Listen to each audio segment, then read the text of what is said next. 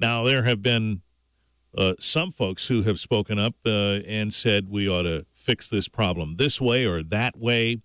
Representative Dr. John Bison of Battle Creek has been here many times, including late last week, reiterating his position that he feels the Detroit Public Schools, in lieu of more bailouts from the state, should just be absorbed by the neighboring districts. Interestingly, the Mackinac Center for Public Policy and their Director of Education Policy, Ben DeGrow, feel that there should be an all-charter system in Detroit, and he's here to talk about that with us today. Ben, good morning. Good morning, Richard. Good to be with you. Thanks for the time today. Let's talk first about what the difference is between a public school system and a charter system so folks are clear. Right. First thing for people to remember is that charter schools are public schools in that they follow very many of the same regulations as that apply to public schools. They have to take the standardized tests, and they have to have open enrollment policies, and they can't discriminate. The difference for an operation of a charter school type district that we would envision is more autonomy, more control and accountability at the individual school level where decisions are made closer to the student and reflect and honor the choices of parents who put the kids in that school, as opposed to a traditional district system the size of Detroit that's proven over and over again to be top-heavy, a district administration that hasn't downsized like the rest of the district, and is kind of fed a culture of corruption. So that would be kind of the basic contrast. I see. So a charter school then is more autonomous in the way it runs, but is still accountable to the same accountability, shall we say, as a regular public school. That's right. Whether it's the current system the state's using or another A to F grading system that's being proposed in some of the legislation there in Lansing, in all cases, the public charter schools, they operate according to the same accountability as other public schools, and in fact are actually subject to more stringent accountability into the fact that they can be closed down if they repeatedly are not living up to the standards that they were supposed to be fulfilling. That is to say, the state could close them down. Right, and yeah. So charter schools in particular, in many ways, actually have more accountability, and they have to prove accountability on the other end by enrolling parents who want to be there in the first place. So they do have a high bar to cross.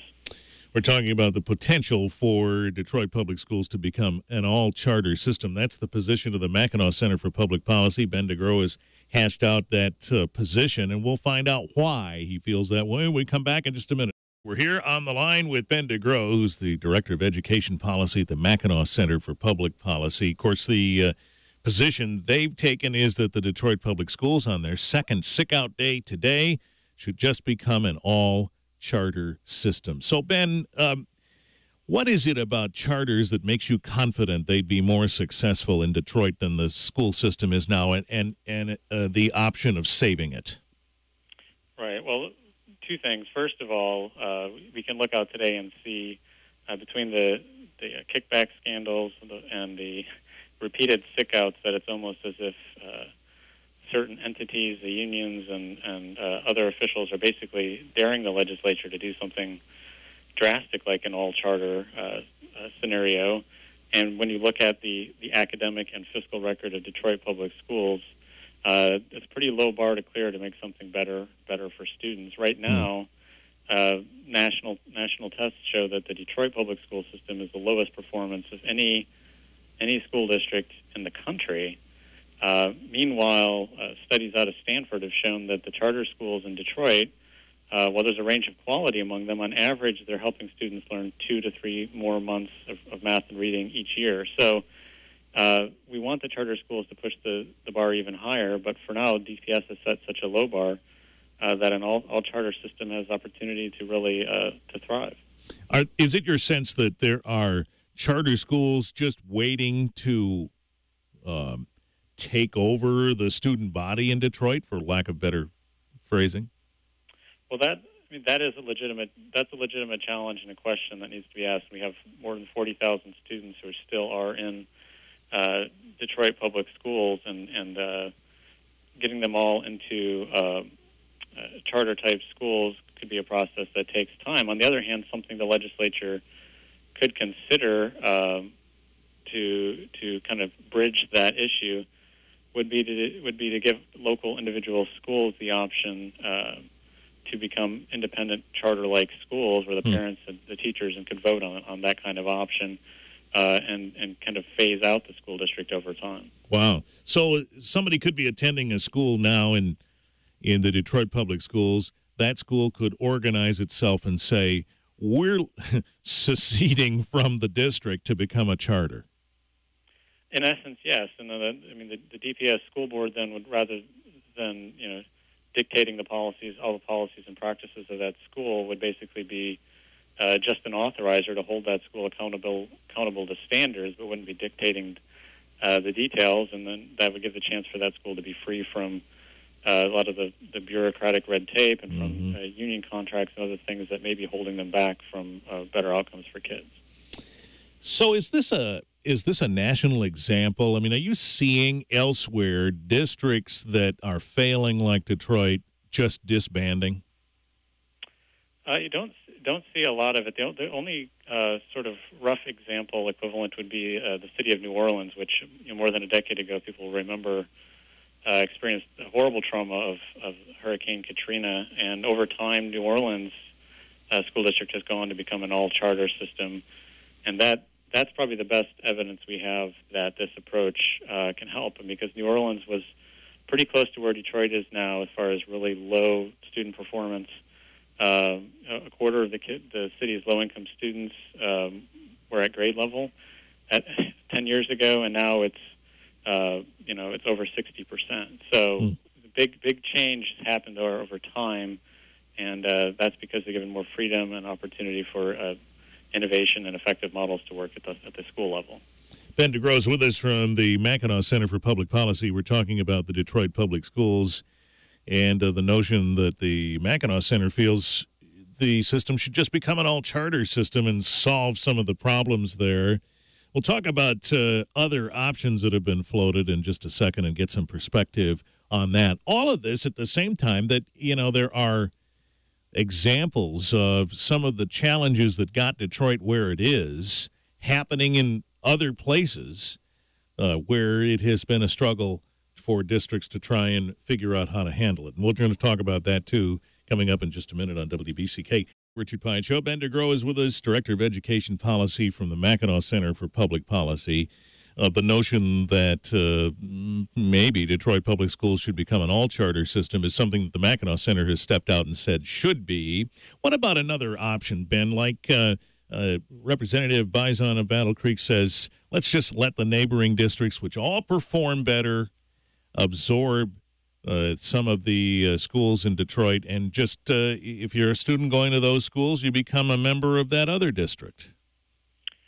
Well, that's one that the legislature could explore. You create all kinds of new issues and challenges with the politics and issues of the local governance of school districts around Detroit.